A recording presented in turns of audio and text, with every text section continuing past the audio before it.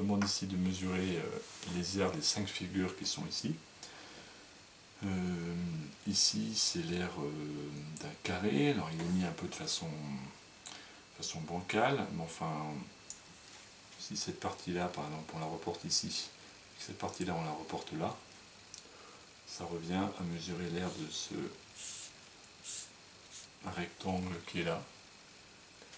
Et ça revient donc à avoir un rectangle de 2, 4, 6, 8 unités d'air.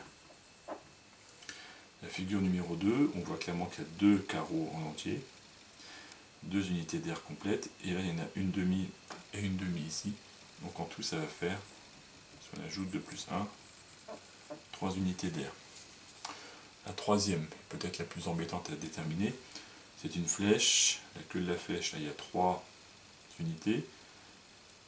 Et après il faut s'arrêter un peu à la pointe de la flèche. L'idée peut-être est de dire, si on coupe en deux, et que cette partie-là, on la met ici, on va arriver en fait à avoir un petit rectangle qui va avoir 2 de longueur et ici 1,5. Je ne sais pas si c'est très visible à l'écran. 2 et 1,5. On pourrait même essayer de faire un tout petit zoom pour y voir plus clair. Voilà. L'idée étant de dire la pointe de la flèche, si on la coupe en deux, cette partie-là, que je vais colorier en bleu, si je la colle de l'autre côté là, et bien ça va me donner en fait un petit rectangle qui va avoir 2 de longueur, 1,5 ici là, comme base, et 2 en hauteur. Et donc l'aire de la flèche, simplement de la pointe, ça va faire un rectangle de 2 fois 1,5, 3. Et ici j'avais 3 autres carreaux ici, donc ça va faire 3 plus 3, une unité qui va être égale à 6.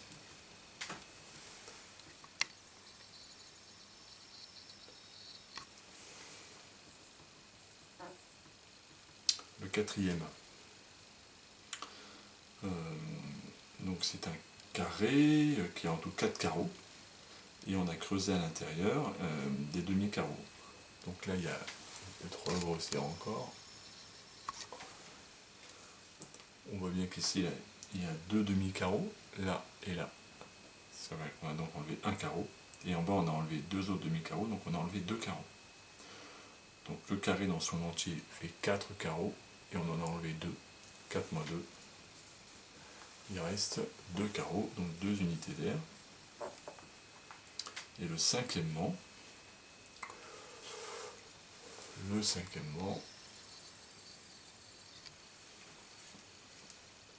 on a donc un rectangle qui fait 1, 2, 3, 4 de côté, 1, 2, 3 de longueur, largeur 4, longueur 3.